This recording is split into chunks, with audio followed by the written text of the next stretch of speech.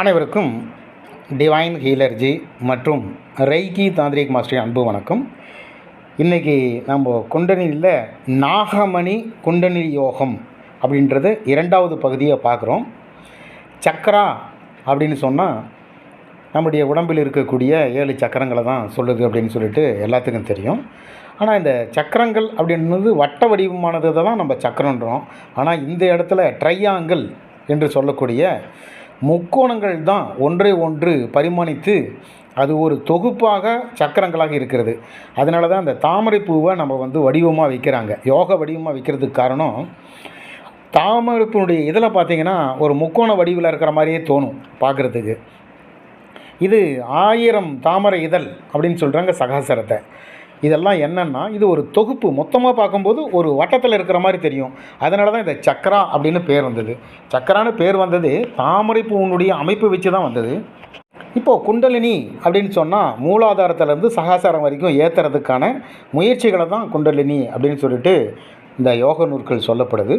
குண்டலினி இருக்கக்கூடிய இடம் எருவிடக்கூடிய இடத்திற்கும் கருவிடக்கூடிய இடத்திற்கும் மத்தியில், அதாவது இன உறுப்புக்கும் மலவாய்க்கும் மத்தியில் இருக்குது. அது பேர் அறிவியலில் பெரினியம் அப்படின்னு சொல்லிட்டு மருத்துவ ரீதியாக பேர் சொல்லுவாங்க. இதனுடைய வேலை என்ன அப்படின்னு சொன்னால், நாம் அன்றாடம் சாப்பிடக்கூடிய நிலையும் அது உணவு எடுத்துக்கக்கூடிய நிலையும் தூக்கத்திற்குரிய நிலையும் 2 தான் நம்ம அது குறிக்குது. மூலாதாரத்தினுடைய இயக்கங்கள் அப்படின்னு பார்த்தோம்னா உணவு எடுத்துக்கூடிய நிலையையும் தூக்கத்தையும் 2 தான் குறிக்குது. பொதுவாக உயிருள்ள எல்லா ஜீவன்களும் என்ன செய்யுது அப்படின்னு சொன்னால், ஒரு உயிராக இருந்து 6 அறிவு படைத்த மனிதன் வரைக்கும் என்ன செய்கிறாங்கன்னா, இந்த உடலை வளர்த்துறதுக்கு உணவு தேவை, அப்புறம் இந்த உடலை செம்மையாக்கிறதுக்கு உறக்கம் தேவை. ஒரு நாள் உறக்கம் கேட்டால் 2 நாள் வேலை கெடுன்னு பழமொழி இருக்குது. எனவே இந்த உறங்குதலையும் உணவுகளையும் சமநிலைப்படுத்துறதுக்காக தான் இந்த மூலாதார சக்கரம் இயங்குது. இந்த மூலாதார சக்கரத்தை இயல்பான நிலையிலிருந்து அதனுடைய ஒரு படி மேலே சுவாதிஷ்டான சக்கரத்துக்கு எழுப்பும் பொழுது நம்மளுடைய வாழ்க்கையை இன்பமாக வாழ்வது எப்படி அப்படின்றத கருத்தில் கொள்ளும் வகையில் இந்த யோக நிலைக்குள்ளே கொண்டு போகிறதுக்கு இது உதவி செய்யுது. இந்த சுவாதிஷ்டானா அப்படின்றது ஒரு படி மேலே. சாப்பிட்றதும் தூங்குறதும் மட்டுமே இருந்த ஒரு மனிதனுடைய வாழ்க்கையில் இந்த சுவாதிஷ்டானாவுக்கு போன உடனே இந்த வாழ்க்கையின் இன்பங்களை எப்படி அனுபவிக்கலாம் அப்படின்னு சொல்லிட்டு இது காட்டுது இந்த யோக நூற்கள். இதில் முக்கியமாக ஒரு படியாக ஏறக்கூடிய நிலை என்ன உதாரணத்தில் ஏற்றுறாங்க அப்படின்னு சொன்னால், ஒரு பாம்பினுடைய வடிவில் ஏற்றுறாங்க. இப்போது பாம்பினுடைய வடிவம் ஏன் சொல்லப்பட்டிருக்கு அப்படின்னு சொன்னால், இப்போ அதுக்கு ஒரு காரணம், இந்த ஞானத்தை உணர்றதுக்கான ஒரு ஆதார ஒரு விலங்கு அப்படின்னு சொன்னால் ஆயிரக்கணக்கான விலங்குகள் இருந்தாலும் இந்த பாம்பை தான் குறிப்பாக சொல்கிறாங்க. சிவனுடைய தலையிலையும் அந்த பாம்பு தான். என்ன காரணம் அப்படின்னா, வாழ்க்கையினுடைய பல அம்சங்களின் திறவுகோல் இந்த பாம்புகளை சொல்கிறாங்க. ஏன்னா இப்போது உயிரில் ஆராய்ச்சி பண்ணக்கூடிய ஆராய்ச்சியாளர்கள் இந்த பாம்பை பற்றி நிறைய அதிசயமான விஷயங்கள்லாம் சொல்லிகிட்டு இருக்கிறாங்க. என்ன காரணம், பாம்பினுடைய நெற்றியில் மட்டும்தான் பயனியல் கண் அப்படின்னு, அதாவது சென்சார் ஐ அப்படின்னு சொல்லி ஆங்கிலத்தில், அதுக்கு மட்டும்தான் கண்ணால் பார்க்காமலேயே தன்னை சுற்றி இருக்கக்கூடிய ஜீவராசிகளையோ அல்லது பொருள்களையோ பார்க்கக்கூடிய தன்மை இந்த ஒரே ஒரு ஜீவனுக்கு மட்டும்தான் இறைவனுடைய படைப்பில் இருக்குது அப்படின்னு சொல்லிட்டு இந்த விலங்கியல் ஆராய்ச்சியாளர்கள் கூட இதை ஒத்துக்கிறாங்க. ஏன்னா பாம்புக்கு அவ்வளோ பெரிய அரிதான சக்தி இருக்கிறதுனால தான் இதனுடைய யோக சக்கரமாக அதை சொல்லப்படுது. அடர்ந்த காடுகளில் ராஜ நாகங்கள் அப்படின்னு சொல்லிட்டு ஒரு சில நாகங்கள், ஒரு வகையான நாகங்கள், அந்த நாகங்கள் ரத்தின மணிகளை வச்சிருக்குது. அது இரவில் உணவு தேடும் பொழுது அந்த ரத்தின மணிகளை கீழே வாயில் வச்சுருக்கிற ரத்தின மணியை துப்பிட்டு பூச்சிக்கள் எல்லாம் அந்த ரத்தின மணியை ஒளிரும். அது ஒரு 1000 வாட்ஸ் பல்பு ஒளிர்ற அளவுக்கு ஒளிரும். இந்த ஒளிக்கு வரக்கூடிய இந்த பூச்சிகளையும் சின்ன சின்ன புழுக்களையும் அது சாப்பிடுது அப்படின்னு சொல்லிட்டு நம்முடைய இந்திய பாரம்பரிய ஐதீகத்தில் சொல்லப்படுது. ஆனால் அது நிறைய ஆராய்ச்சியாளர்கள் அதை கண்டுபிடிச்சி இது உண்மை, அதில் எந்த சந்தேகம் இல்லை அப்படின்னு சொல்லிட்டு கண்டுபிடிச்சிருக்கிறாங்க. அதனுடைய காரணம் என்ன அப்படின்னு சொன்னால், அது சேமித்த அந்த நாகங்கள் யாரையும் தீண்டாமல் அந்த விஷத்தை சேமிக்கும் பொழுது அந்த நாகம்தான் அந்த நாகத்தினுடைய விஷம்தான் ஒரு ரத்தனக்கல்லாக மாறுது அப்படின்னு கண்டுபிடிச்சிருக்கிறாங்க. இந்த ரத்தனக்கல் என்ன செய்யும் அப்படின்னு சொன்னால் ஒளிரக்கூடிய தன்மை கொண்டது. வயசு அதிகமான பாம்புகள் அடர்ந்த காடுகளில் ராஜநாகங்கள் நிறைய இருக்கிறதா நாம் கேள்விப்பட்டிருக்கிறோம். அதுவும் முக்கியமாக இந்திய பாரம்பரியத்தில் இந்த நாகங்கள் இந்த தெய்வங்களுக்கு மிக நெருங்கிய ஒரு விலங்கினமாக ஒப்பிடப்படுது. ஏன்னா அது ஒரு புனிதமான ஒரு விலங்கு அப்படின்றதுனால. இந்த ரத்தினக்கல் எப்படி உருவாகுது அப்படின்னு சொன்னால், யாரையும் அது விஷத்தை கக்காமல் அதை அப்படியே வச்சுருக்கிறதுனால அதனுடைய தலையில் ஒரு ஒளி உண்டாகி அதிலிருந்து இந்த ரத்தினக்கல் ஒரு கல்லாகவே மாறுது அப்படின்றாங்க. இன்றளவும் ஆராய்ச்சியாளர்கள் இந்த ரத்தினங்கள் உருவாகக்கூடிய நிலைன்னு பார்த்தோம்னா அது உண்மையாக தான் அவங்க சொல்கிறது இருக்கலாம் அப்படின்னு தான் சொல்கிறாங்க. என்ன காரணம்னா, இந்த வைரம் கூட கரித்துண்டினுடைய துகள்லேருந்து தான் வைரமாக உருவாகுது. வைரத்தை பிரித்தோம்னா அது ஒரு கரித்துகள் தான், அது சாதாரண கரித்துகள் தான் அப்படின்னு சொல்லிட்டு ஆராய்ச்சியாளர்கள் கண்டுபிடிச்சிருக்கிறாங்க. அந்த வகையில் ஒரு ரத்தினக்கல் அப்படின்றது ஒரு விஷத்திலிருந்து உருவானதாக இருக்கலாம் அப்படின்னு சொல்கிறாங்க. நம்முடைய இந்து பாரம்பரியத்தில் அதை ஒத்துக்கிறாங்க. எல்லாமே தெய்வ காரியங்களாக ஒத்துக்கிறாங்க. இது நீண்ட நாட்களாக வாழக்கூடிய பாம்பு தன்னுடைய இயக்கத்தை குறைச்சிக்குது உணவு தேடுறதுக்காக. அதனால் போக முடியாத நிலையில் இந்த ரத்தின கற்களை அது உமிழ்ந்து இரவு நேரங்களில் உமிழ்ந்த உடனே அந்த வெளிச்சத்தில் வரக்கூடிய பூச்சிகளை சாப்பிட்றதா ஐதீகம் சொல்கிறாங்க. அதை நிறைய பேர் காட்டில் வசிக்கக்கூடிய பழங்குடி இனத்தவர்கள் அது உண்மைதான் அப்படின்னு சொல்லிட்டும் ஒரு சிலர்கிட்ட அது இருக்கிறதாகவும் கூட நாம் கேள்விப்பட்டிருக்கிறோம். விஷங்கள் பொதுவாகவே புரதங்களால் ஆனது அப்படின்னு சொல்லிட்டு அறிவியல் சொல்லுது. இந்த சிலந்தியினுடைய விஷம், தேலினுடைய விஷம், பாம்புனுடைய விஷங்கள்லாம் எவ்வளோ பெரிய கேன்சருக்கெல்லாம் மருந்துகள் தயாரிக்கிறது இப்படிப்பட்ட இந்த விஷங்கள்லேருந்து தான் தயாரிக்கப்படுது அப்படின்னு சொல்லிட்டு மருத்துவத்துறையும் ஒத்துக்குது. இன்னும் இந்த நாகத்தினுடைய ஒளியினுடைய நிறங்களை பார்த்தோம்னா பச்சையும் நீலமும் கலந்த ஒளியை தான் அது வெளியே உமிழ்து அப்படின்னு சொல்லிட்டு கண்டுபிடிச்சிருக்கிறாங்க. இவைகளெல்லாம் இந்திய பாரம்பரியத்தில் நிறைய கதைகளாக வந்திருக்குது. நாம் இன்னும் நிறைய இந்த பாம்பிலிருந்து எடுக்கக்கூடிய கல்லை நேரடியாகவே தலையிலேருந்து கத்தியில் அறுத்து நமக்கு வெளியில் எடுத்து காட்டக்கூடிய அந்த கல்லானது முதிர்ச்சி அடையாத ஒரு ஸ்படிக கல் மாதிரி தான் அது இருக்கும் மொழியை. அது முதிர்ச்சியான கல் என்ன செய்யும், அதே தானாகவே பொழந்து வெளியே விழுந்துடும். அதை பாம்பு பத்திரமாக எடுத்து தன்னுடைய வாயில் வச்சுக்கும் அப்படின்னு சொல்லிட்டு நம்மளுடைய புரதான இந்த நிறைய சரித்திரங்கள் சொல்லக்கூடிய கதைகளில் இது வருது. இதே போல் தான் நம்முடைய உடம்புலேயும் ரெப்டிலியன் அப்படின்னு ஒரு மூளை இருக்குது. அது என்ன செய்யும் அப்படின்னு சொன்னால் நம்முடைய சுவாசம், நம்முடைய இயக்கம் மற்றும் நம்முடைய வெப்பநிலை இதெல்லாம் கட்டுப்பாட்டில் கொண்டு வரத்துக்குரிய ஒரு முக்கியமான மூளை தான் இந்த ரெப்டிலியன் மூளை என்பது. இந்த ரெப்டிலியனை வச்சு நம்ம என்ன செய்யலாம் அப்படின்னு சொன்னால், யாரோ ஒரு சிலர் நம்மளுடைய உணர்வு நிறைய கடந்து இன்னும் அடுத்த நிலைக்கு ஒரு ப்ராசஸிங்கு போகலாம் அப்படின்னு நினைக்கிறவங்களுக்கு இந்த ஒரு பயிற்சி உடம்பினுடைய கட்டுப்பாட்டிலிருந்தும் கட்டாயிலிருந்தும் இந்த கட்டாய நிகழ்ச்சிகளிலிருந்து வெளியே வர முடியும் அப்படின்றது தான் இந்த யோக நிலை. அதுதான் குண்டலினி சக்தி அப்படின்னு சொல்கிறாங்க. இப்போது இந்த யோகத்துக்குள்ளே போகிறத எப்படி செய்யலாம் அப்படின்னு சொன்னால், நம்முடைய இயல்பான வாழ்க்கையிலிருந்து கொஞ்சம் அதிசயமான வாழ்க்கைக்கு நம்மளால் மாற முடியும். அப்படின்னா என்னன்னா, நம்ம ஒரு நாளைக்கு 3 வேளையை சாப்பிட்றோம், மத்தியில் நிறைய பானங்களை குடிக்கிறோம், இரவு கிட்டத்தட்ட அனைவருமே சுமார் 5 மணி நேரத்திலிருந்து 8 மணி நேரம் வரைக்கும் கூட உறங்குறாங்க. இந்த உறக்க நேரத்தை நம்மளால் குறைக்க முடியும். இந்த உணவு எடுக்கக்கூடிய முறையிலையும் ஒரு நாளைக்கு ஒரு வேளையாக சாப்பாட்டை குறைக்க முடியும். ஏன்னா அது சாத்தியம்தான். இந்த நம்மளுடைய இயல்பான வாழ்க்கையில் இருக்கக்கூடிய ரெப்டிலியன் அப்படின்னு சொல்லக்கூடிய இந்த மூளையினுடைய செயல்பாட்டில் தான் நம்மளுடைய உடம்பு இயங்குது. இந்த இயக்கத்திலிருந்து நாம் கடந்து குண்டலி யோகத்தில் மூலமாக நாம் ஒரு அரிதான நிலைக்கு அடையணும் அப்படின்னு சொன்னால், ஒன்று ரெப்டிலியன் மூளையை அடக்கணும், அப்படி இல்லைன்னா அந்த ரெப்டிலியன் மூளையை கடந்து போகணும். இந்த 2 விஷயங்களை தான் நம்ம செய்ய முடியும். உலகத்தில் நிறைய விஷயம் இப்படி தான் வருது. ஒரு 2 சாய்ஸ் அப்படின்னுவாங்க. அதாவது உனக்கு ஜிலேபி சாப்பிட்றதுக்கு விருப்பம் இருந்தால் ஜிலேபி சாப்பிட்லாம், விருப்பம் இல்லைன்னா விட்டுறலாம் அப்படின்னு சொல்கிறாங்க இல்லையா. ரெண்டே ரெண்டு சாய்ஸ் தான் ஜிலேபிக்கும் நமக்கும் இடையே உள்ள வித்தியாசம் அப்படின்றாங்க இல்லையா. இந்த ரெப்டிலியன் மூளையை ஒன்று அடக்கலாம் அல்லது கடந்து போகலாம். இந்த ரெப்டிலியன் மூளையினுடைய முக்கியமான செயல்பாடு என்னென்னா, நம்முடைய முழு வாழ்க்கையும் பிறந்ததுலேருந்து இறக்கிற வரைக்கும் இருக்கக்கூடிய செயல்பாடுகள் தான் ரெப்டிலியன் மூளை. அப்படின்னா மூளையினுடைய செயல்பாடு தான் ஓகே, படிக்கிறது, வேலை செய்கிறது, உறங்கிறது, சாப்பிட்றது இதோட முடிஞ்சிடும்.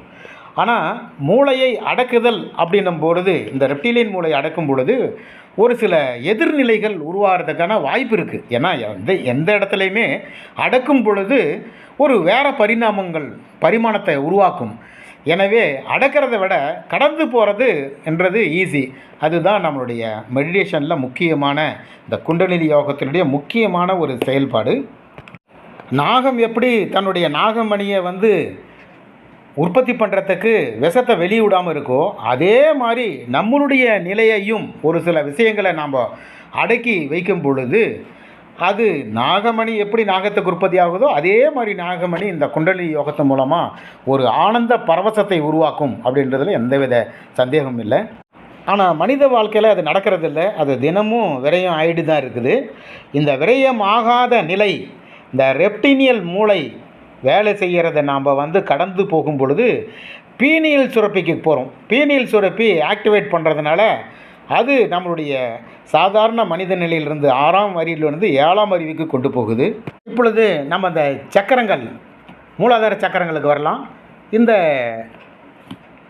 சுவாதிஷ்டான சக்கரத்துக்கு அடுத்த சக்கரமான மணிப்புரா சக்கரத்துக்கு வரும் பொழுது, மணிப்புராவுக்கு சக்திகள் ஏற்றும் பொழுது உலகத்தினுடைய அதிசயமான ஒரு தீவிரமான செயல் ஆற்றக்கூடிய ஒரு நிலைக்கு கொண்டு போகுது. எந்த செயலாக இருந்தாலும் சரி, ஒன்று வியாபாரத்தில் நாம் ஒரு பெரிய ஆற்றல் மிக்க ஒரு மனிதராக இருக்கலாம், அல்லது இன்னும் ஒரு சில படைப்பாற்றலில் ஒரு பெரிய ஓவியராக இருக்கலாம், அல்லது ஒரு சிற்பியாக இருக்கலாம். ஏதோ ஒரு வகையில் படைப்பாற்றலில் மிகவும் அதிசயமான, மற்றவர்கள் செய்கிறதோட சிறப்பாக செய்யக்கூடிய ஒரு நிலைக்கு இந்த ஆற்றலானது மணிப்புரா சக்கரம் கொண்டு போய்விடும்.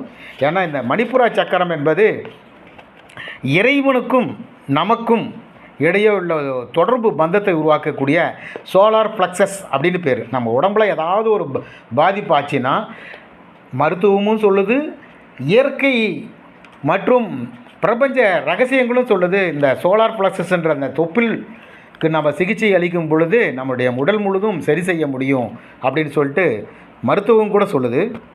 அடுத்து சக்கரமான அநாத சக்கரம் அப்படின்றது ஒரு படைப்பாற்றல் சக்கரம். அது ஒரு கலைஞன், அது ஒரு பெரிய மகா கலைஞனுடைய சக்கரம். அது அநாத சக்கரம் எப்படின்னா வெறுமனே சாப்பிட்றது, தூங்கிறது, சுகத்தை அனுபவிக்கிறது, இந்த நிலைகளெல்லாம் தாண்டி நாம் ஏதாவது ஒன்று அற்புதமாக சாதிக்க தான் பிறந்தவங்க அப்படின்னு சொல்லிட்டு அந்த துறைக்குள்ளே போகிறவங்க பூராமே இந்த அநாத சக்கரத்துக்குள்ளே போகிறவங்க தான்.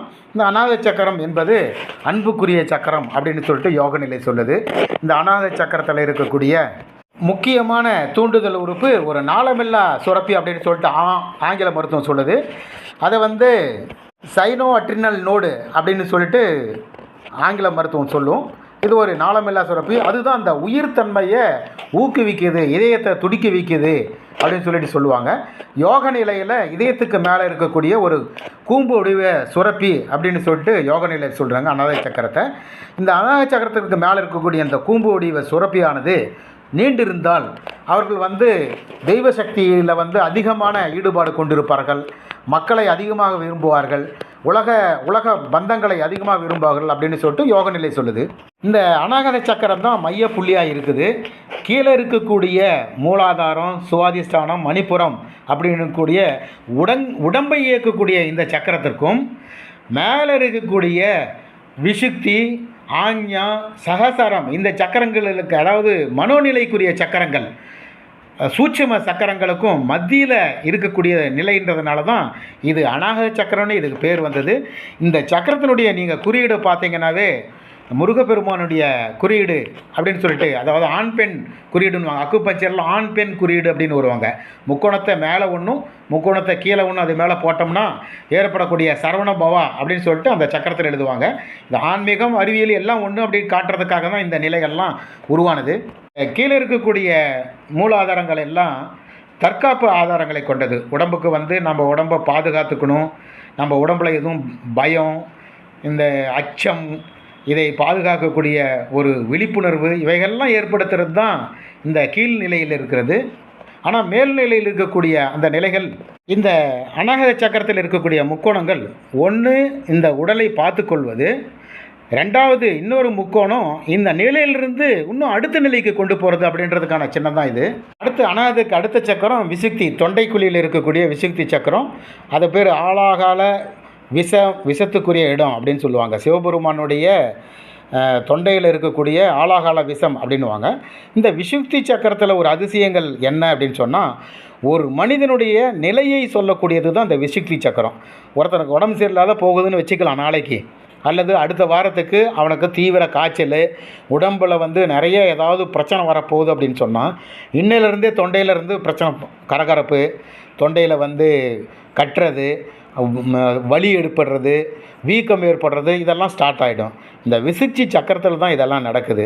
இது ஒரு அற்புதமான ஒரு நிலை. இந்த விசுக்தி சக்கரம்ன்றது புத்தியை குறிக்கக்கூடியது. இப்போ சக்தி அப்படின்னு சொன்ன உடனே ஒவ்வொருத்தரும் என்ன நினைப்பாங்க அப்படின்னு சொன்னால், உடல் ரீதியான சக்தியை அப்படின்னு சொல்லுவாங்க. அது எந்த ஒரு சக்தியாக கூட இருக்கலாம், பண ரீதியாக இருக்கலாம், அல்லது இந்த உலகத்திலேயே ஒரு மிகப்பெரிய அறிவாளியான நிலையை இருக்கக்கூடியதையும் சக்தின்னு தான் சொல்கிறாங்க. சக்தி அப்படின்ற ஒரே வார்த்தையினுடைய அடக்கம் என்னென்னா, உடலினுடைய வலிமை மட்டும்தான் நினைக்கிறது சாதாரண மனிதர்கள் நினைக்கிறாங்க. ஆனால் உண்மையிலுமே அப்படி கிடையாது. ஒரு பெரிய பணக்காரனாக இருக்கிறது கூட சக்தின்னு தான் சொல்கிறோம். அதனால தான் இந்த அஷ்டலட்சுமியினுடைய சக்திகளை வந்து நம்ம என்ன சொல்கிறோன்னா, தானலட்சுமி, தைரியலட்சுமி, கஜலட்சுமி, சந்தானலட்சுமி, வீரலட்சுமி, விஜயலட்சுமின்னு ஏன் சொல்கிறாங்கன்னா, இவைகளெல்லாம் சேர்த்துனது தான் ஒரு சக்தி மையம் அப்படின்றது. சக்தி அப்படின்றது ஒரே ஒரு விஷயத்தை குறிக்கிறது இல்லை அப்படின்றது தான் இது. இப்போ அடுத்தது வந்து நெற்றிக்கண் திறப்பு அப்படின்னு சொல்லுவாங்க. மூன்றாம் கண் ஆஞ்ஞா சக்தி அப்படின்னு சொல்லுவாங்க. இந்த சக்திக்குள்ளே போகும் பொழுது என்ன அப்படின்னு சொன்னால், உள்ளது உள்ளபடி என்ன காட்சிகள் உண்மையான காட்சிகளோ அந்த உண்மையான காட்சிகளை தெளிவாக தெரியப்படுத்துறது தான் இந்த ஆஞ்ஞா சக்தி. இந்த 2 கண்கள், புலன் அப்படின்னு சொல்லக்கூடிய இந்த இயல்பான கண்களினுடைய விஷுவல் வந்து உண்மையான பொருளை காட்டுவது கிடையாது. அது இயல்பாக மனிதனுடைய ஒரு சாதாரண நடைமுறை விஷயங்களை மட்டும்தான் அது காட்டும். அதையும் தாண்டி ஒரு விஷுவலேஷன் இருக்குது, ஒரு உண்மையான உணர்வு நிலை ஒன்று இருக்குது அப்படின்றது தான் இந்த ஆஞ்ஞா நட்சி சக்கரங்கள் காட்டுறது.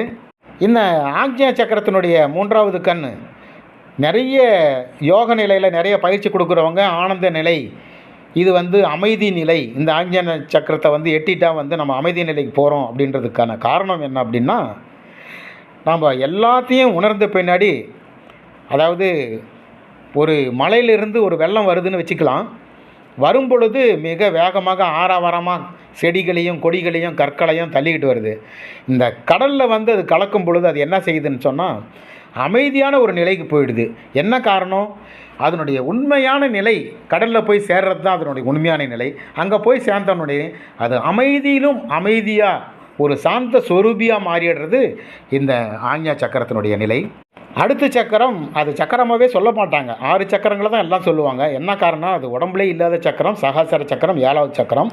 அது எப்பயுமே தலைக்கு மேலே உடம்பை தொட்டு இல்லாமல் வெளியில் இருக்கக்கூடிய சக்கரம் அப்படின்றதுனால அதை சக்கரத்திலே சேர்த்த மாட்டாங்க. இருந்தாலும் அது 7வது சக்கரம் தான். இந்த சக்கரமானது நிறைய பேர் உணர மாட்டாங்க. இந்த சக்கரத்துக்கு உணர்வு நிலைக்கு போயிட்டால் ஆனந்தம், பேரானந்தம் அப்படின்னு சொல்லுவாங்க இல்லையா. எப்பயுமே வந்து நம்மளுடைய வாழ்க்கையில் ஒரு சில சாதனைகள் செய்யும் பொழுதோ அல்லது ஒரு சில விஷயங்களை வந்து பரிபூர்ணம் ஆக்கிவிட்டோம் அப்படின்னு சொன்னால் நம்முடைய வாழ்க்கையில் ஒரு நிம்மதி வருது இல்லையா. நம்ம சாதாரணமாக மனித வாழ்க்கையில் மனைவி மக்களை பார்க்குறது, தன்னுடைய கடமைகளை செஞ்சு முடித்து எதுவுமே இல்லை நமக்கு அப்படின்னும்போது இந்த சகசார சக்கரம் சாதாரணமாக ஓப்பன் ஆகிடும். இந்த சகசார சக்கரத்தை தொட்டு விட்டால் அதை வந்து எக்ஸ்ப்ளனேஷனே பண்ண முடியாது, விவரிக்க முடியாத ஒரு பரவச நிலைக்கு நாம் போயிடுவோம். அதனால தான் சித்த புருஷர்கள் தங்களுடைய இயல்பான வாழ்க்கையில் ஏதாவது ஒரு நிகழ்ச்சி நடக்கும்போது அவங்க வந்து இந்த பரவச நிலையில் இருந்தோம் அதனால் தெரியாது அப்படின்னு சொல்லுவாங்க. அதாவது ஒரு சித்தர் வந்து பரவச நிலையில் நடந்து போயிட்டே இருக்கிறாரு, தெரியாமல் ஒரு ராஜாவினுடைய அந்தப்புறத்துக்கு போயிடுறாரு. இதை பார்த்த காவலாளிங்க இந்த மன்னர் பார்த்தா நம்மளை வந்து நமக்கு தண்டனை கொடுத்துருவாங்க அப்படின்னு சொல்லிட்டு அவங்க வேகமாக போயிட்டு அந்த சித்தருடைய கையவே வெட்டிடுறாங்க. அந்த வெட்டுப்பட்டது கூட அவருக்கு தெரியாமல் அவர் இருக்கிறாரு. இந்த விஷயங்களை தெரிஞ்சுக்கிட்டு மன்னர் ஓடி வந்து அவர்கிட்ட மன்னிப்பு கேட்குறாரு. உடனே வந்து அந்த சித்தர் சொல்கிறாரு, அந்த கையை எடுத்து மேலே பொருத்தி விடு, என்னுடைய கையில் எங்கே இருந்ததோ அங்கே அப்படின்றாரு. பொருத்தின உடனே அது ஒட்டிக்கும். ஏன்னா இந்த பரவச நிலையில் அடைய முடியாத பேரானந்தத்தை அடைவது தான் இந்த சகாசாரத்தினுடைய முக்கியமான தன்மை. இதனுடைய தாமரை இதழ்கள் மற்ற தாமரை இதழ்கள் 10, 15, 5, 6, 7, 4 அப்படின்னு சொல்லிட்டு வரும். இதுக்கு 1000 தாமரை இதழ்னு பேர். ஏன்னா பரவசம் என்பது விளக்க முடியாத ஒரு ஆனந்த நிலை. இப்போ இந்த சகாசார நிலைக்கு போகணும் அப்படின்னு சொன்னால் இயல்பாக அவங்களே போகணும், அல்லது ஆஞ்ஞாவிலேருந்து போகிறதுக்கு யாராவது வழிகாட்டணும். ஆனால் வழிகாட்டுதல் எங்கேயுமே கிடையாது. ஆஞ்ஞாவிலேருந்து சகாசாராவுக்கு வழிகாட்டுதல் இது வரைக்கும் ஆஞ்ஞா வரைக்கும் வழிகாட்டுதல் இருக்கும். ஆஞ்ஞாவிலேருந்து சகாசாராவுக்கு, ஏன்னா அது ஆனந்தத்தில் ஆனந்தம் பேரானந்தத்துக்கு போகிறதுனால அதுக்கு குரு மூலமாக வழிகாட்டுதல் இருக்காது. அந்த நேரத்தில் தான் குருவினுடைய உதவிகள் தேவைப்படுது. தானாக செயல்படாமல் குருக்கள் வந்து தொட்டு உணர்த்தக்கூடிய நிலை தான் இந்த பேரானந்த நிலை என்று சொல்லக்கூடிய இந்த பரவச நிலை. இப்போ யோக நிலையை கற்றுத்தரவங்க நிறைய பேர் என்ன சொல்லுவாங்க, யோக நிலையுடைய இறுதி நிலை என்ன அப்படின்னு சொன்னால் அமைதி அப்படின்னு சொல்லிடுறாங்க. ஏன்னா அதுக்கு மேலே அவங்களுக்கு சொல்லப்படவில்லை அப்படின்றது தான் உண்மையான விஷயம். இது வந்து புத்தருடைய மற்றும் அடுத்த நிலையில் இருக்கக்கூடிய கபீர்தாஸ் மற்றும் ஓசோ இவர்களெல்லாம் இந்த பரவச நிலைக்குள்ளே போயிருக்கிறாங்க. பெரும்பாலான குருக்கள் இந்த பரவச நிலையை பற்றி தெரியாமல் இருக்கிறதுனால தான் அவங்க என்ன செஞ்சிடறாங்க, மனிதனுடைய வாழ்க்கையினுடைய கடமை இறுதி நிலை என்ன அப்படின்னு சொன்னால் அந்த அமைதி நிலை அப்படின்றாங்க. அமைதி நிலை கடந்த நிலையும் இருக்குது, அதுக்கு வந்து வழிகள் கிடையாது. இந்த நெற்றிக்கண் அப்படின்னு சொல்லக்கூடிய 3ஆம் கண் மிகுந்த கவனத்துடன் உருவாக்கப்பட்ட ஒன்று. நீங்கள் ஏதாவது ஒரு முயற்சி செய்து அதில் கவனம் செலுத்தினா நாம்ளும் ஒரு விஷுவலேஷன் நாம்ளும் பார்க்குறதுக்கு முயற்சி செய்யலாம். இந்த நிலைகளெல்லாம் தெரிந்து தான் இறைவனுடைய படைப்பில் மூளை கூட வலது மூளை இடது மூளை அப்படின்னு சொல்லிட்டு படைக்கப்பட்டிருக்கிறது. இந்த இடது மூளை அப்படின்றது எல்லாமே உருவங்கள் இருக்கும், அதில் எல்லாமே மெட்டீரியல் அப்படின்னு சொல்லக்கூடிய எல்லாமே இருக்கும். ஆனால் வலது மூளையில் உருவங்கள் வந்து இருக்காது. நீங்கள் மூளையினுடைய படத்தை வந்து பார்த்தீங்கன்னா பிரெயின் பவர் சார்ட் அப்படின்னு சொல்லக்கூடிய அந்த மூளையினுடைய படத்தை பார்த்தீங்கன்னா தெரியும், அதில் வந்து எந்த மெட்டீரியலும் இருக்காது. அங்கெல்லாம் வந்து சூன்ய நிலை அப்படின்னு அர்த்தம். இந்த வலது நிலையை பயன்படுத்துறதுக்கு இடது நிலை பயன்படுத்தி முடிச்சுட்டு பின்னாடி தான் வலது நிலைக்கு வர முடியும் கடைசியில். அதனால் எல்லாமே பேசிக்கும் முக்கியம், தொடங்கக்கூடிய இடமும் முக்கியம், முடியக்கூடிய இடமும் முக்கியம். இதுக்கு மத்தியில் இருக்கக்கூடிய இடைப்பாதை தான் பிரயாணம் அப்படின்னு சொல்லிட்டு இந்த யோக நிலையில் குண்டலினி யோகத்தில் சொல்லப்படுது. மிக மிக அற்புதமான யோக நிலை இது.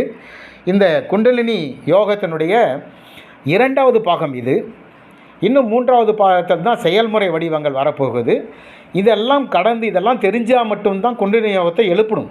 நாம் முதல்ல குண்டலினி யோகத்தினுடைய தத்துவங்களை பார்த்தோம், அடுத்தது தத்துவத்துக்குரிய செயல்முறைகளை பார்த்தோம், அடுத்தது இப்போது நம்மளுடைய உடம்பில் சக்கராக்கள் எந்தெந்த சக்கராவில் எந்தெந்த உணர்வுகள் ஏற்படுது அப்படின்னு பார்த்துருக்குறோம். இவைகள்லாம் உதாரணத்தோடு எல்லாமே பார்த்து முடித்ததுனால இது உங்களுக்கு புரியும்னு நினைக்கிறோம். அடுத்த நிலை செயல்முறை வடிவமான குண்டலினி யோகத்தை பற்றி பார்க்க இருக்கிறோம். இந்த பதிவை உங்களுக்கு பிடித்திருந்தால் சப்ஸ்கிரைப் மற்றும் ஷேர் செய்யவும். நன்றி, வணக்கம்.